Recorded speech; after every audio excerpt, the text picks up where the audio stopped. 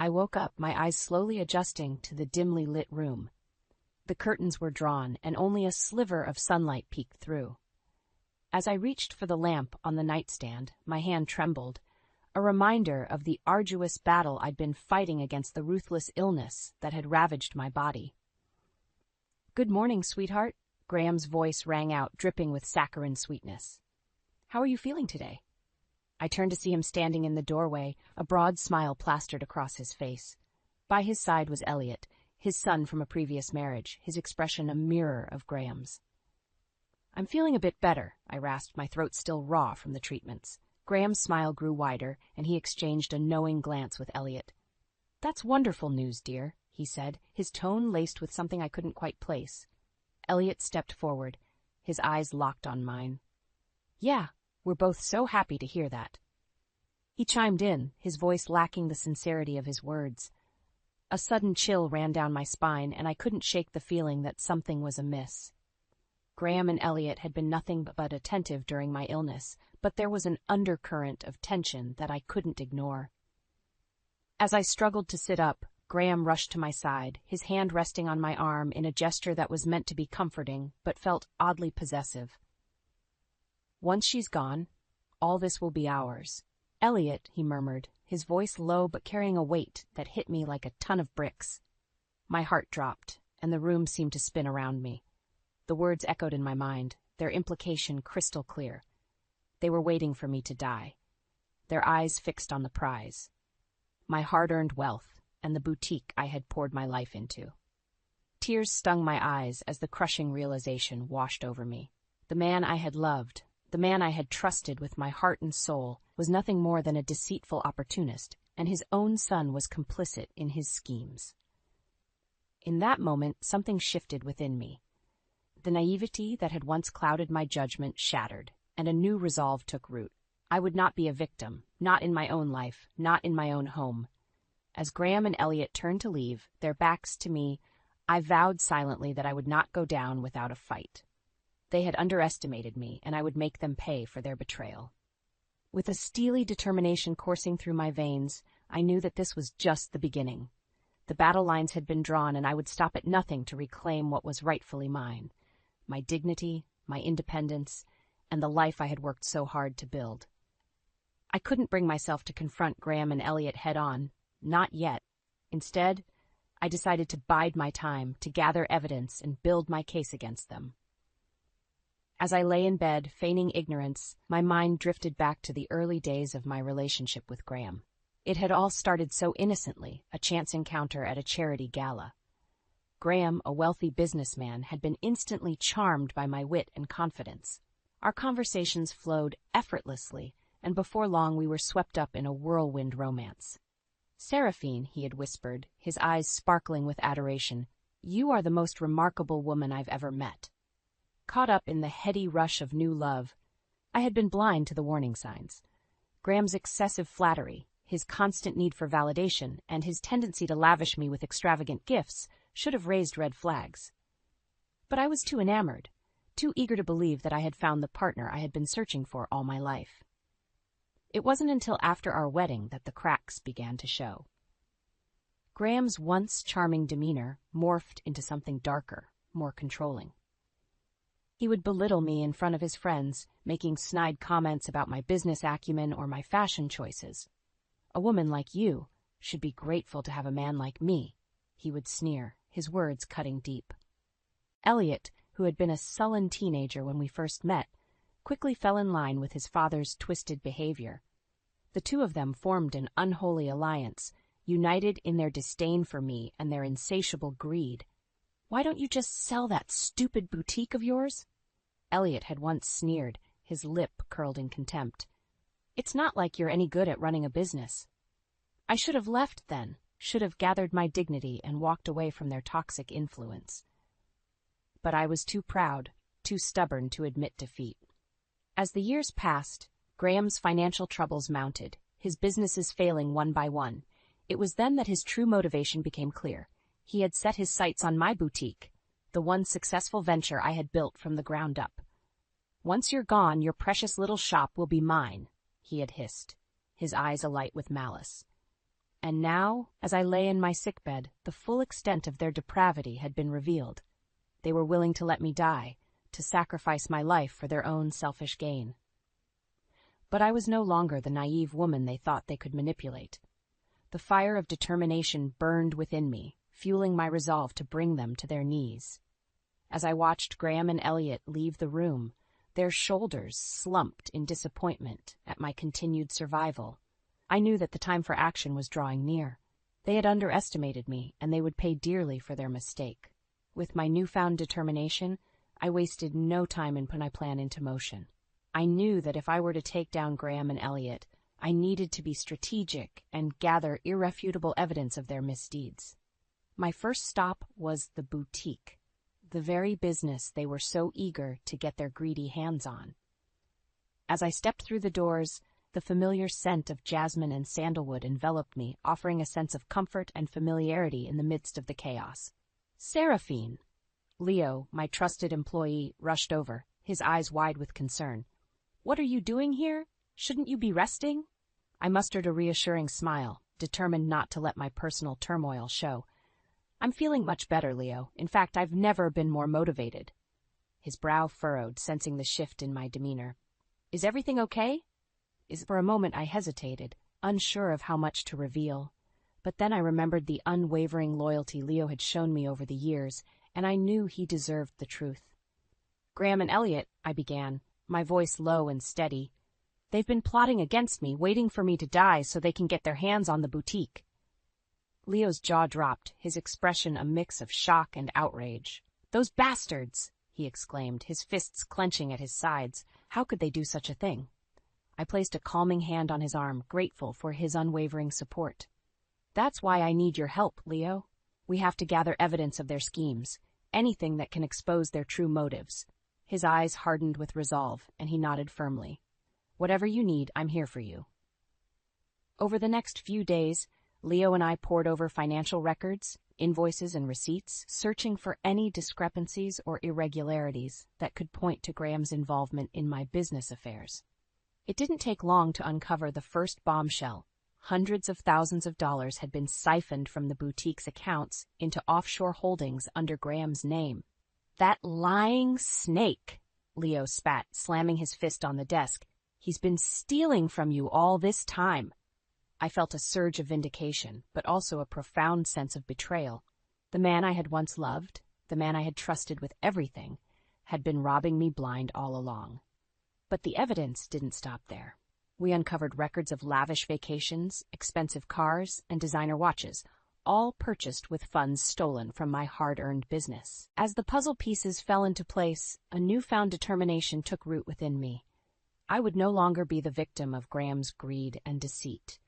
It was time to take back what was rightfully mine.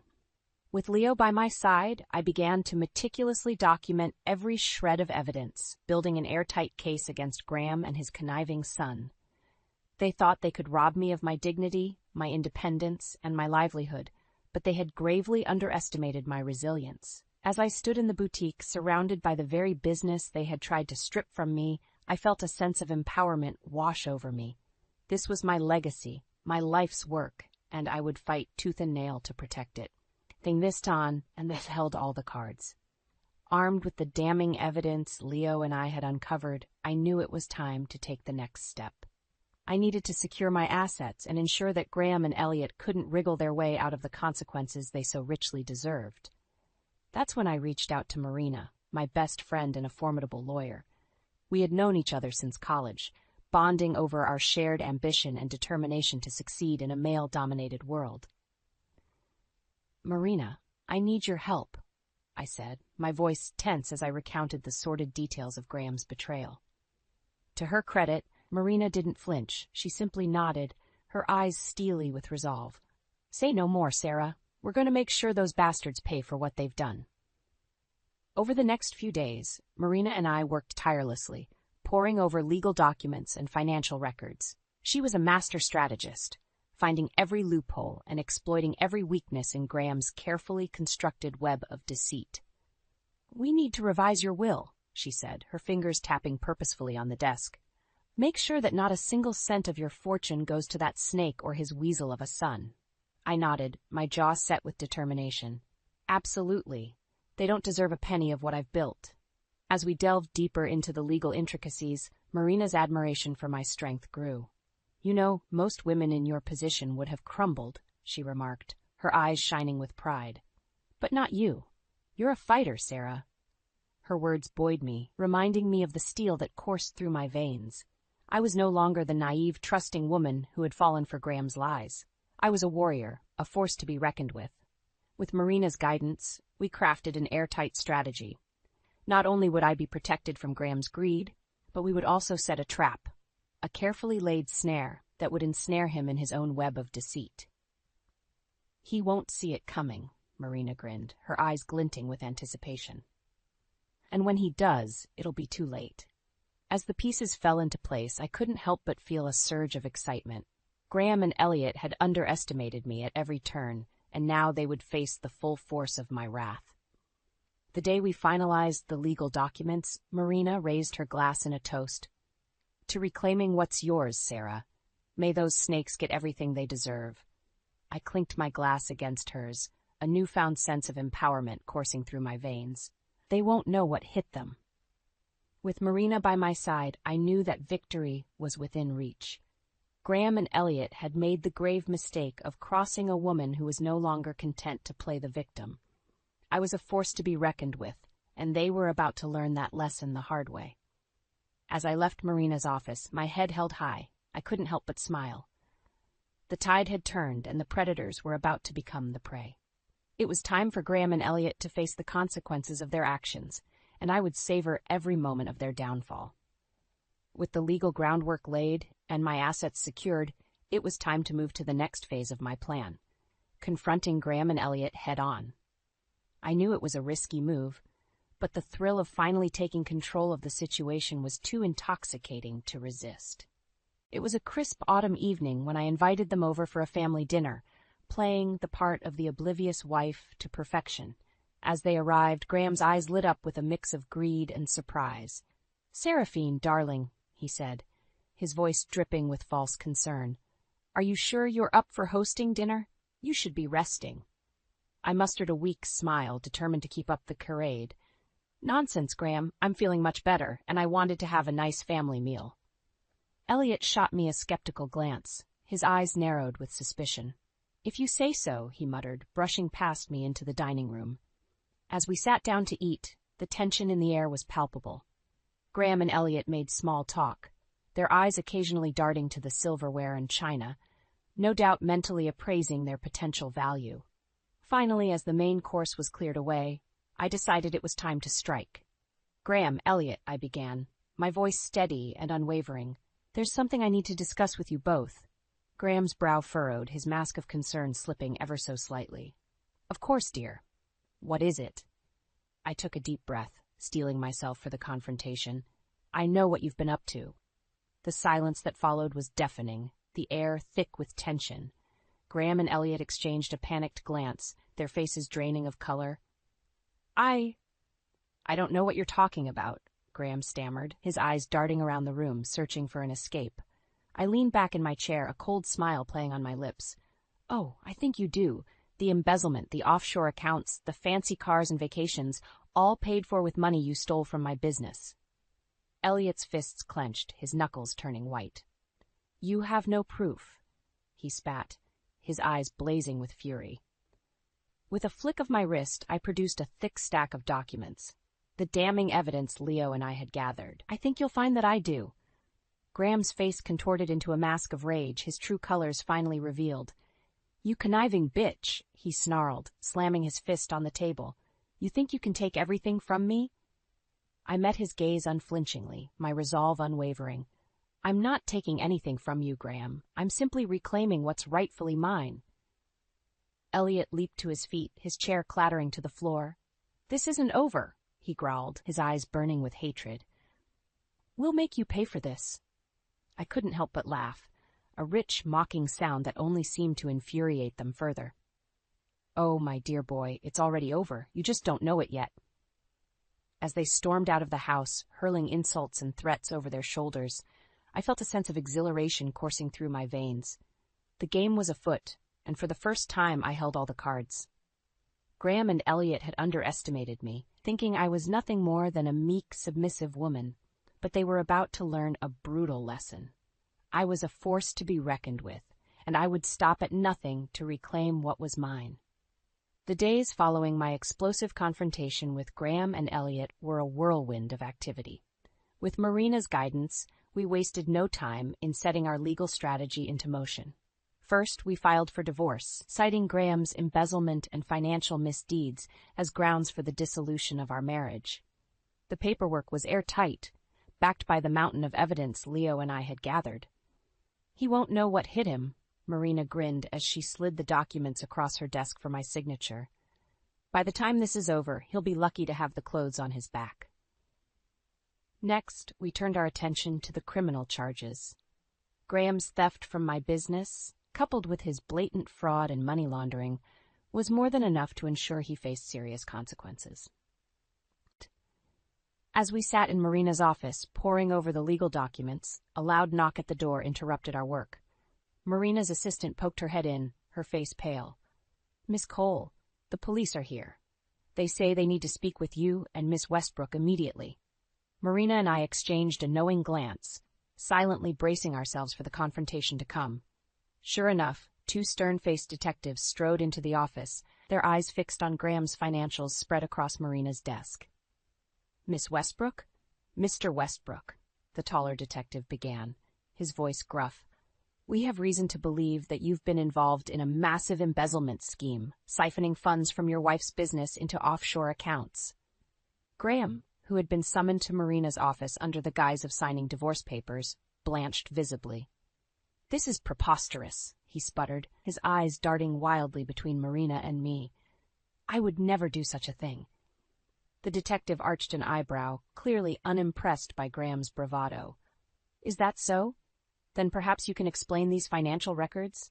He slid a stack of documents across the desk, the very evidence Leo and I had painstakingly gathered. Graham's eyes widened as he frantically flipped through the pages, his facade crumbling with each damning entry. This is a mistake," he stammered, his voice quavering. "These records must have been doctored." Marina let out a derisive snort, her eyes narrowed in contempt. "Save it, Graham. The jig is up, and you know it." As the detective slapped handcuffs on Graham's wrists, reading him his rights, I couldn't help but feel a sense of vindication wash over me. The man who had once held so much power over me, the man who had sought to strip me of everything I held dear, was now being led away in disgrace. But the true triumph came when Elliot burst into the office, his face flushed with fury. "What's going on here?" he demanded, his eyes wild. "Where's my father?" Marina gestured towards the door, a wicked smile playing on her lips. "Your father is being taken into custody, Elliot. It seems his little embezzlement scheme has finally caught up with him." Elliot's jaw dropped, his eyes darting between Graham and the detectives. No, this can't be happening." I couldn't resist twisting the knife, relishing in his anguish. "Oh, but it is, Elliot. Your father's greed has finally come back to bite him, and you're next." As the detectives hauled Graham away, his muffled protests fading into the distance, I turned to face Elliot. The fear in his eyes was palpable, and I reveled in the knowledge that his world was crumbling around him. "You thought you could take everything from me," I said, my voice laced with barely contained triumph. "But in the end, you'll be lucky if you're left with the shirts on your backs." Elliot opened his mouth to protest, but the words died on his lips. He knew the game was up, and there was nothing he could do to stop the wheels of justice from turning. As he slunk out of Marina's office, his shoulders slumped in defeat. I couldn't help but savor the moment. Graham and Elliot had underestimated me at every turn, and now they were paying the ultimate price for their hubris. The battle was won, and I had emerged victorious, a force to be reckoned with, a woman who had reclaimed her power and her dignity in the face of overwhelming odds. The days leading up to Graham's trial were a whirlwind of activity. The media had caught wind of the scandal, and the story of the embezzling husband and his deceitful stepson dominated the headlines. As Marina and I arrived at the courthouse, a throng of reporters swarmed us, cameras flashing and microphones thrust in our faces. "Miss Westbrook, How do you feel knowing your husband betrayed you in such a despicable way? Do you think Graham and Elliot will receive the maximum sentence? I pushed through the crowd, my jaw set with determination. Marina fought her way to my side, her steely gaze daring the reporters to cross her. No comment, she barked, her voice cutting through the cacophony of questions. We'll have our say in the courtroom. As the courtroom doors swung open, I caught my first glimpse of Graham and Elliot since their arrests. They sat at the defense table, their once arrogant demeanors replaced by a sullen, defeated air. Graham's eyes met mine, and for a fleeting moment, I saw a glimmer of the man I had once loved, the charming, charismatic figure who had swept me off my feet. But that illusion was quickly shattered by the cold reality of his betrayal, and I felt nothing but contempt for the man before me. The trial was a brutal affair, with Marina systematically dismantling Graham's flimsy defense. Each witness, each piece of damning evidence, served to further unravel the web of lies he had so carefully constructed. Mr. Westbrook, you stand accused of embezzling over $2 million from your wife's business, the prosecutor stated, his voice echoing through the courtroom. How do you plead? Graham's Adam's apple bobbed as he swallowed hard, his eyes darting around the room in a desperate bid for escape. Not guilty, he croaked, the words ringing hollow even to his own ears. As the trial wore on, the weight of the evidence against Graham and Elliot became insurmountable. Bank records, financial statements, even damning testimony from former employees, all of it pointed to their guilt. Elliot, his once youthful arrogance replaced by a pale, haunted expression, took the stand in a last-ditch effort to salvage their crumbling defense. My father and I were just trying to protect our family's interests, he pleaded, his voice trembling. We never meant to cause any harm. Marina seized the opportunity, her eyes glinting with triumph. Is that so, Mr. Westbrook? Then why did you and your father make numerous attempts to conceal the embezzled funds in offshore accounts? Elliot's mouth opened and closed, but no sound emerged. He was caught, trapped in the inescapable web of his own lies. As the jury filed back into the courtroom, a hush fell over the gallery. The foreman stood, his expression grave, and delivered the verdict we had all been waiting for. On the charges of embezzlement, fraud, and money laundering, we find the defendants, Graham Westbrook and Elliot Westbrook, guilty on all counts. A collective gasp rippled through the courtroom, but I remained steadfast, my gaze fixed on Graham and Elliot. Their faces were a study in anguish, the reality of their situation finally sinking in. As the judge handed down their sentences, lengthy prison terms and hefty fines, I couldn't help but feel a sense of triumph. These men, who had once held such power over me, were reduced to nothing more than common criminals, their greed and deceit laid bare for all to see. As the bailiffs led them away, Graham turned to me one last time, his eyes pleading for forgiveness. But I had none to give. He had made his choices, and now he would have to live with the consequences. In the aftermath of the trial, I found myself standing in the bustling boutique that had been at the center of this sordid saga. Leo approached me, his eyes shining with admiration. "You did it, Sarah," he said, his voice thick with emotion. "You beat them at their own game." I surveyed the shop, taking in the familiar sights and scents that had once brought me such joy. Now they represented something more. A symbol of my resilience, my refusal to be a victim. "No, Leo," I replied, a small smile tugging at the corners of my mouth. "We did it. Together, we reclaimed what was rightfully ours." As I looked toward the future, I knew that the road ahead wouldn't be easy. But with the strength and determination I had discovered within myself, I was ready to face whatever challenges lay ahead, stronger, wiser, and forever unbroken. The months following Graham and Elliot's sentencing were a whirlwind of activity. With the legal battles finally behind me, I was able to turn my attention to rebuilding my life and my business. The first order of business was revitalizing the boutique. I poured every ounce of my energy into breathing new life into the place that had once been the source of so much turmoil. Leo was by my side every step of the way, his unwavering support and loyalty a constant source of strength. Together, we overhauled the decor, updated the merchandise, and implemented new marketing strategies to attract a fresh wave of customers. "This place is going to be better than ever? Sarah?" Leo beamed as we surveyed our handiwork. "Just you wait and see. and he was right. Within a matter of months, the boutique was thriving once again, a testament to the resilience and determination that had carried me through my darkest days. But my journey didn't end there. As I stood amidst the racks of designer clothing and the sparkling displays, I couldn't help but reflect on the countless women who had found themselves in situations similar to mine, trapped in abusive relationships, stripped of their dignity and independence by the very people who were supposed to love and protect them. It was then that the idea took root, a foundation dedicated to empowering and supporting women who had endured the kind of betrayal and deceit that I had faced, a safe haven where they could rebuild their lives, reclaim their strength, and emerge as the warriors they were always meant to be. With a newfound sense of purpose, I immersed myself in the planning and execution of this ambitious endeavor. I poured my heart and soul into creating a comprehensive support system, complete with legal resources, counseling services, and vocational training programs. The day the foundation's doors opened, I stood before a crowd of supporters, my heart swelling with pride and determination. Too many women have had their voices silenced, their spirits crushed by those who sought to control and exploit them, I declared, my voice ringing out with conviction. But no more.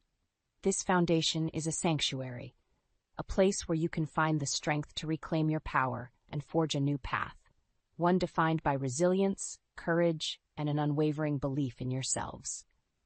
The cheers and applause that followed were deafening, a resounding affirmation that my mission had struck a chord. Women from all walks of life, united in their shared experiences, embraced me with tears of gratitude and hope shining in their eyes. In the months and years that followed, the foundation flourished, becoming a beacon of hope and empowerment for countless women who had endured the unimaginable. I poured my heart and soul into mentoring and guiding them, sharing the lessons I had learned through my own ordeal. And as I stood before each graduating class, watching these remarkable women stride across the stage with their heads held high, I couldn't help but feel a profound sense of pride and fulfillment. They were the living embodiments of resilience, proof that even in the darkest of times, the human spirit could prevail. As for me, I had embarked on a journey I never could have imagined, one that had taken me from the depths of despair to the heights of personal triumph. The woman I had become was a far cry from the naive, trusting soul who had fallen prey to Graham's machinations. I was a warrior, a survivor, and a beacon of hope for all those who had been wronged. And as I looked toward the future, I knew that my work was far from over. There were countless battles yet to be fought, countless lives to be reclaimed from the shadows of oppression and deceit. But I was ready. Armed with the strength and wisdom born of my experiences, I would continue to forge ahead, lighting the way for others to follow. For in the end, that was the true essence of victory, not just reclaiming what was rightfully mine, but empowering others to do the same.